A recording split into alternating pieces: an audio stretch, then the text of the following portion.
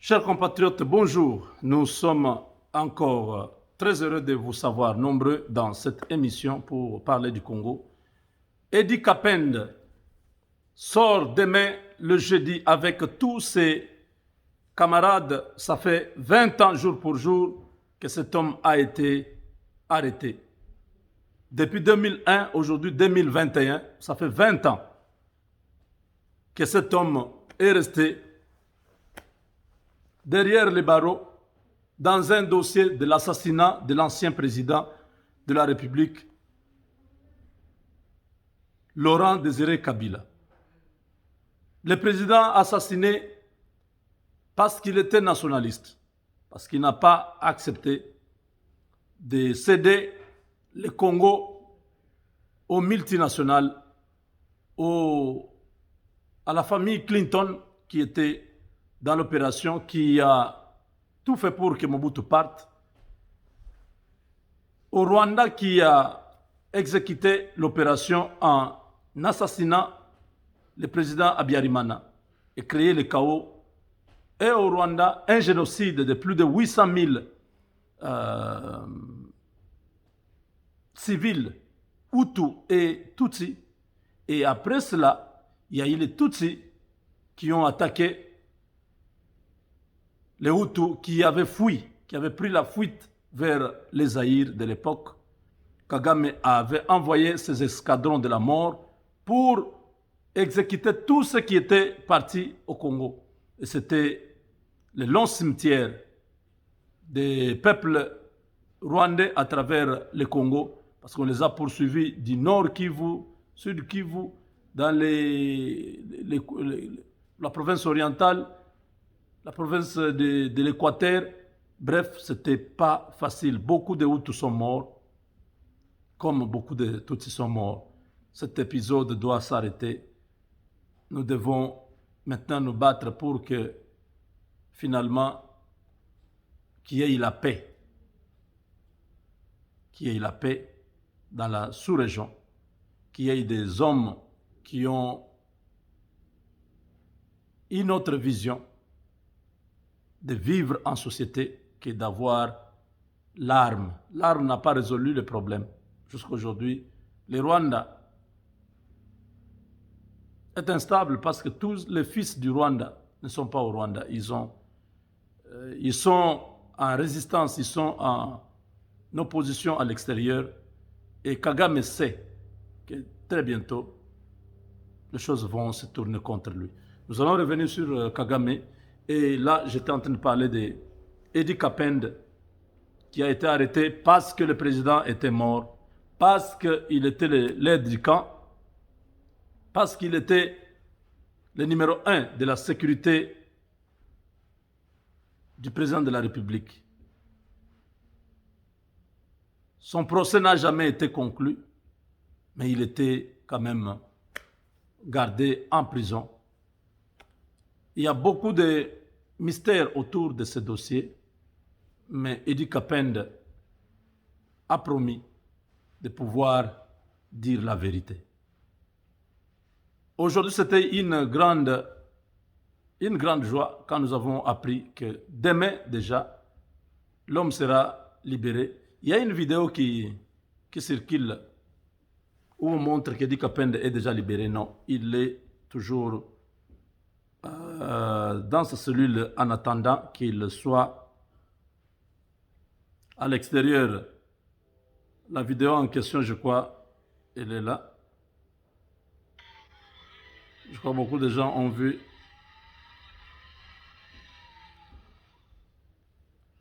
Beaucoup de gens ont vu un truc comme ça. Cette vidéo-là, c'est une vieille, ancienne vidéo. Ça n'a rien à voir avec la libération du fils du pays.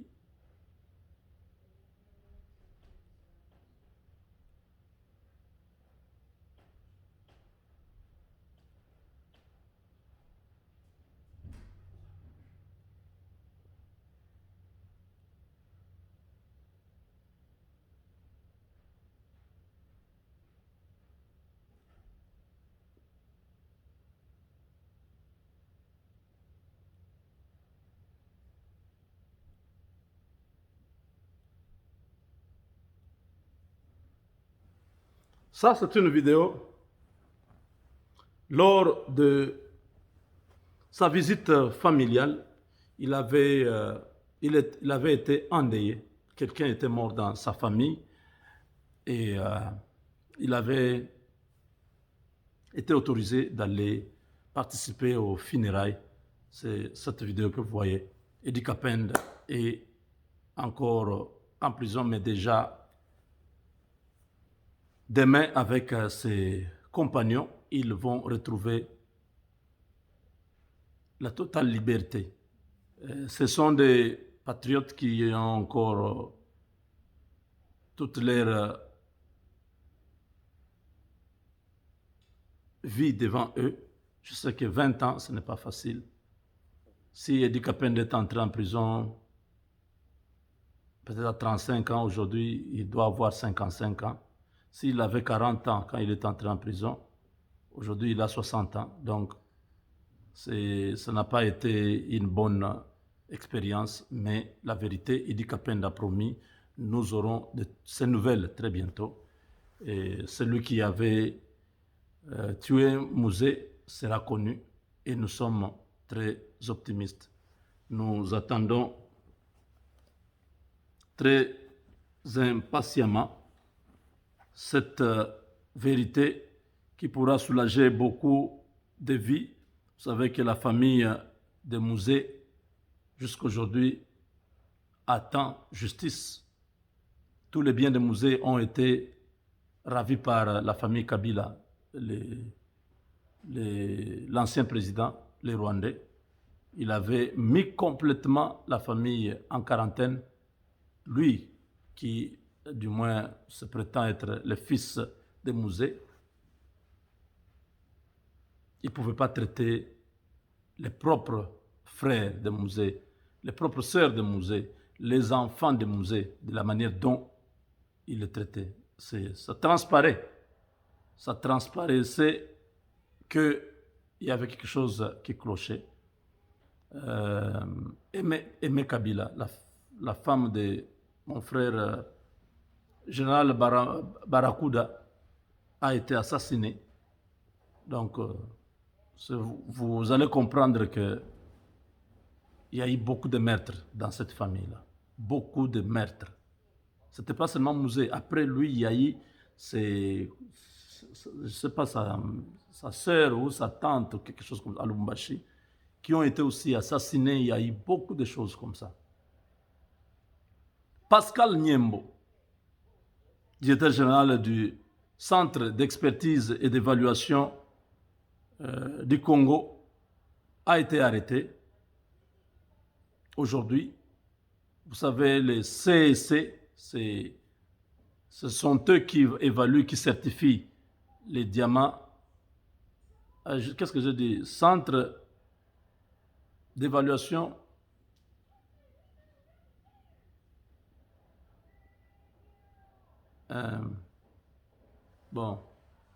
centre d'évaluation et de...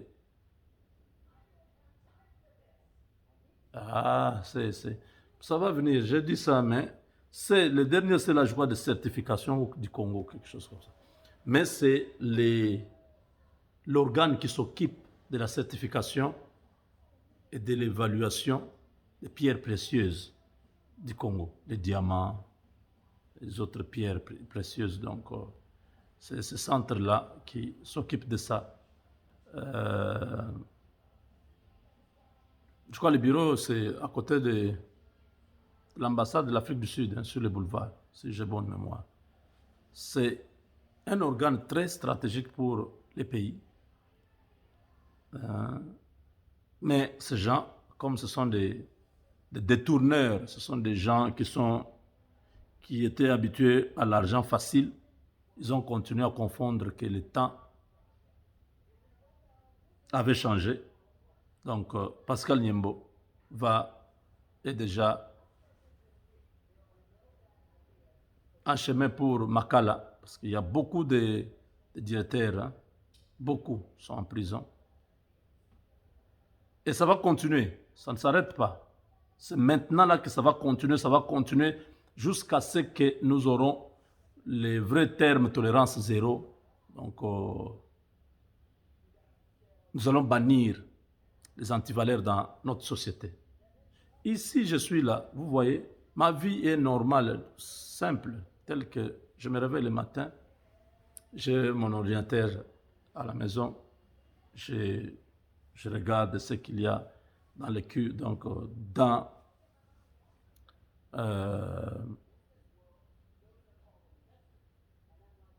comment cul, je ne sais pas comment expliquer en français, mais c'est comme dans mon sac, qu'est-ce qu'on a placé dans mon, sur ma table, voilà. Qu'est-ce que je dois faire dans cette journée-là? Je suis dans le domaine d'investissement. Notre compagnie est spécialisée dans les placements. Nous sommes plus dans les placements. L'argent, il y a des gens qui placent pour 15 ans, 20 ans, 30 ans. Le taux d'intérêt, vous calculez, vous faites des estimations. Il y a beaucoup de scénarios que nous allons proposer avant que la personne prenne la décision. Quel est le plan? C'est le plan de 5 ans, 10 ans, 15 ans, 20 ans, 30 ans. Quel âge vous avez aujourd'hui? C'est un peu comme le 401k. Vous prenez votre argent, on vous coupe le salaire, on nous envoie, nous prenons votre argent, nous gérons votre argent pendant 20-30 ans. Quand vous avez 65 ans, vous pouvez trouver votre argent que vous avez investi, qui a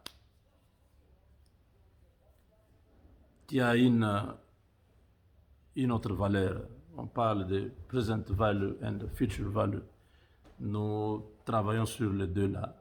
Dans le présent, l'argent que vous avez investi aujourd'hui, qu'est-ce que ça représente dans un mois, dans une année, dans 30 ans. Donc, nous essayons de voir à quel point votre argent atteint la maturité. Il y a beaucoup de choses que nous faisons, les rate of return. Donc, nous travaillons sur ça chaque jour. C'est une routine. Quand je vois seulement, on m'envoie par exemple une nouvelle. Notre grand client, c'est Toyota. Toyota ici au Texas, à Dallas. Nous avons à peu près 2000 clients avec Toyota. Quand je dis clients, ce sont les agents qui travaillent là-bas. Mais nous avons beaucoup, à travers le monde, c'est une multinationale. Nous sommes en Asie, en Chine, aux Philippines, à Hong Kong, nous sommes au Japon, nous sommes au Canada, nous sommes en France, nous sommes dans beaucoup d'entreprises, dans beaucoup de pays, disons. Chaque matin, mes chefs, il y en a qui sont aux Philippines là-bas, mais on travaille dans les systèmes. Nous utilisons les Oracle, c'est les systèmes d'exploitation que nous utilisons. Donc, je suis dans ce domaine-là. Nous faisons chaque jour, quand je me réveille, je regarde qu'est-ce qu'il y a dedans. J'ai à peu près 5 cas. Il y a des cas où l'homme avait déclaré la femme comme bénéficiaire s'il mourait avant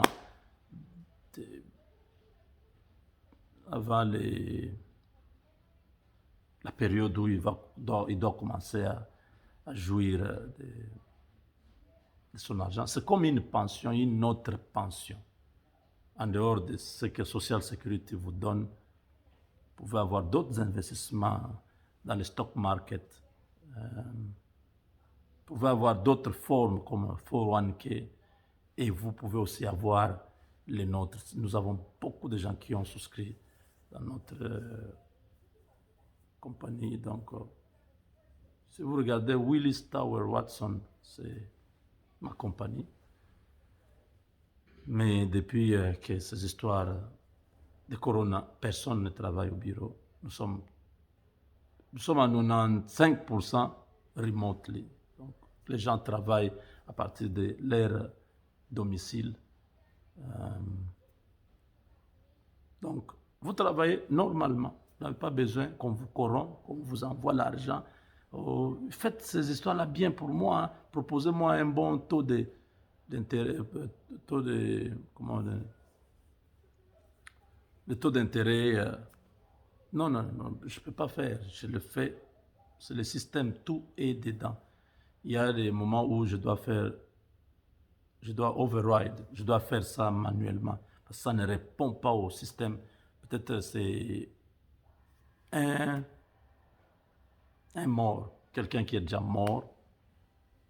Et la femme qu'il avait laissée pour bénéficier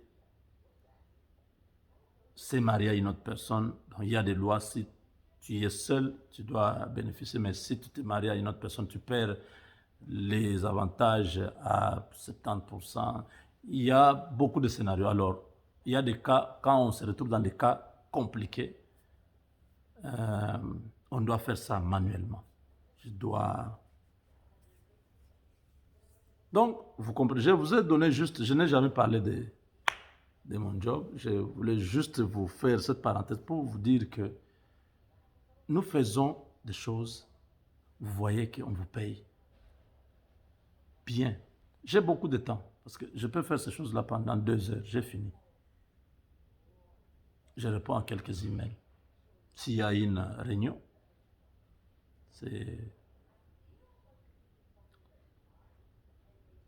nous avons le Skype Business où on se connecte, on se voit. Les big boss, ils parlent, nous sommes là, vous entendez. Bon. Ceux qui ont des questions, vous appuyez, on montre que vous avez la main en l'air, vous répondez. Voilà. Nous voulons ça chez nous. Nous voulons. Willis Watson, Tower Watson, ils sont au Congo, mais c'est une petite opération qui est chez nous. Ils sont là. Nous sommes là, disons. Si aujourd'hui je demande un transfert pour le Congo, je serai le numéro 1. Ça fait déjà... ça fera déjà presque 2 ans et demi. À peu près, je vais déjà en 3e année. Donc, j'ai déjà l'ancienneté de presque 3 ans. Donc, si je demande le transfert aujourd'hui, je serai le numéro 1, mais c'est une petite opération, je n'aime pas. Nous avons des clients au Congo, quelques clients BAT, Vodacom, quelques entreprises qui sont là-bas, oui, qui répondent aux standards de notre compagnie, qui travaillent là-bas.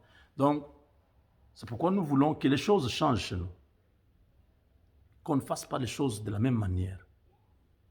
Et c'est là que nous apportons une valeur ajoutée avec les partenariats stratégiques.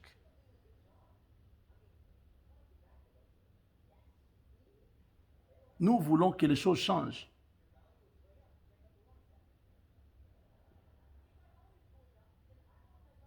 Eddie Kapend a fait 20 ans parce que les systèmes juridiques répondaient à un homme. Ce n'est pas la volonté de Kabila qu'on a gardé Kapend là-bas. Sa volonté. On pouvait le laisser libre dehors. Si on n'a pas trouvé l'assassin, on ne connaît pas. Mais or, la vérité, je crois que Mirindi a parlé aussi. Il est quelque part en Suède ou en Finlande ou Danemark, je ne sais pas, en Norvège, quelque part là-bas, dans les Scandinaves là-bas. Il a dit aussi des choses. Il dit, c'est toi, ne nie pas. Mirindi dit ça. Il dit, c'est toi, ne nie pas. Qui a tué Mouzé? C'est toi, ne nie pas. C'est toi, c'est qui? On ne sait pas. Il y a beaucoup de zones d'ombre. Eddie Kapend doit nous éclairer parce que nous avons besoin de lui. Il ne peut pas être innocent s'il n'a pas dit la vérité. Il doit dire au peuple ce qui s'est passé ce jour-là, le 15 janvier 2001. Qu'est-ce qui s'est passé réellement? Qu'il explique au peuple et qu'il puisse se laver de cette affaire. Parce qu'il a tué Rachidi. Rachidi qui avait tué Mouzé. Pourquoi il avait tué? Nous devons le savoir. Il dit que quelqu'un qui a tué le président, vous ne pouvez pas le laisser vivre. Bon. C'est un militaire, c'est un réflexe. Bon, moi, je ne connais rien de l'armée. Je ne sais pas, est-ce que c'est comme ça qu'on agit? Si c'est vrai, oui. Si ce n'est pas vrai, alors pourquoi il a fait? Est-ce qu'il n'était pas au courant? Du coup, tout le monde était déjà au courant. Mouzé n'a pas fait partir les gens pour rien. Il y a une théorie qui dit que Mouzé est mort parce qu'il a tué Massassou Nendaga, Anselme. Anselme Massassou, c'était un des commandants qui ont créé l'AFDEL. Il y avait Bouguera, Deogracia Bouguera. Il y avait Anselme Massassou. Il y avait, je salue Papa Mikobi, qui est avec nous ici aux États-Unis, et Maman Marie, qui est, je crois, Maman Leki de Anselme. Ils avaient été, Papa Mikobi a été même arrêté à cause de ça à l'époque, avec les Zaïd Ngoma, les Olengankoi, envoyés à Lubumbashi. Nous avons assisté à leur audience publique là. Et Massassou était, je crois, un des parents de Massassou était congolais et rwandais. Donc Massassou était 50% congolais, 50% rwandais. Alors, on dit que Massassou est appelé par... On a envoyé des soldats appeler Massassou, semble-t-il, que Mouzé les cherchait pour le nommer comme chef d'état-major général ou quelque chose comme ça. Quand Massassou part, il est escorté par... Donc, on l'amène vers Edi Kapend. Et Edi Kapend va prendre Massassou, va l'envoyer, je ne sais pas, à Lubumbashi. Donc, on va... Massassou n'a pas vu Mouzé, et Massassou se retrouve dans l'avion vers les Katanga. Là-bas, on va faire un procès vite là, on va condamner à mort Massassou, on va l'exécuter à Puerto. Quand on a exécuté Massassou à Puerto, au retour, Mouzé était là. Mouzé a donné l'ordre qu'on puisse tirer sur Massassou. Massassou a dit à Mouzé non. Ces enfants ici, c'est moi qui les ai recrutés. Ce sont des subalternes, ils ne peuvent pas me tuer. Je suis leur supérieur. Toi, tu me tues. Parce que moi et toi, nous sommes tous des commandants. Eux ne peuvent pas me tuer. Et Mouzé va se fâcher et dire, allez dire, on met Massassou dans un puits, tout droit. On a tiré sur lui, ici. Massassou est mort debout. Donc on a creusé un puits à la taille de Massassou. Ce n'était pas un grand puits. Un petit puits où il pouvait entrer debout, rester debout comme ça. Et on a tiré sur lui, là. On l'a tué à partir d'ici, on a tiré comme ça, par Mouzé. Et Massassou est mort. On a mis de la terre, l'affaire est terminée. Au retour, vers Kinshasa, les gardes du corps qui étaient avec Mouzé, c'était les gardes du corps de Massassou.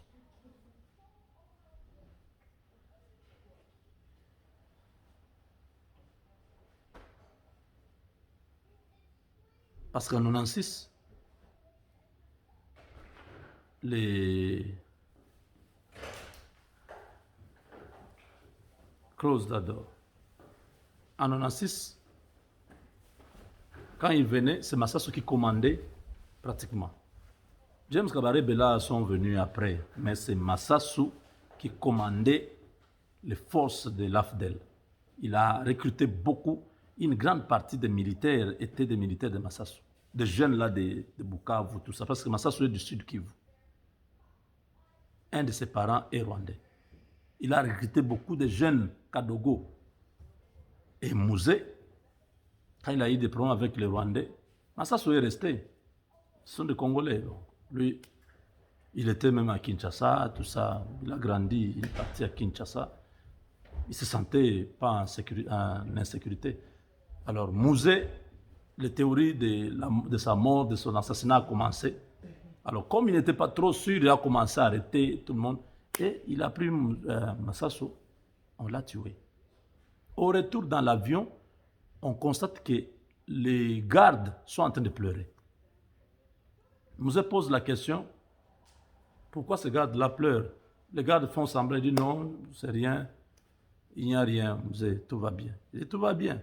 Oui, oui. Parmi ces gardes, il y avait Rachidi. Pourquoi il pleurait? Il pleurait Massassou. Ils n'étaient pas d'accord. Ils ont dit, notre commandant, c'est lui qui nous a recrutés, c'est lui qui nous a donné la vie. Et tué comme un chien comme ça. Que ferait Mouzé de nous si le bois vert a été assassiné comme ça? Et nous, ça n'a pas traîné. Ces jeunes Kivusiens ont voulu venger leur commandant. Il y avait déjà cet élément-là que les Belges avaient exploité. Parce que vous savez, ces gens, les services secrets, ils cherchent toujours à savoir est-ce que Mouzé est bien avec ses gardes? Est-ce que ça marche? Ils cherchent toujours, est-ce qu'il n'y a pas un conflit, il n'y a pas un mécontent parmi. On cherche toujours à acheter celui qui est mécontent là.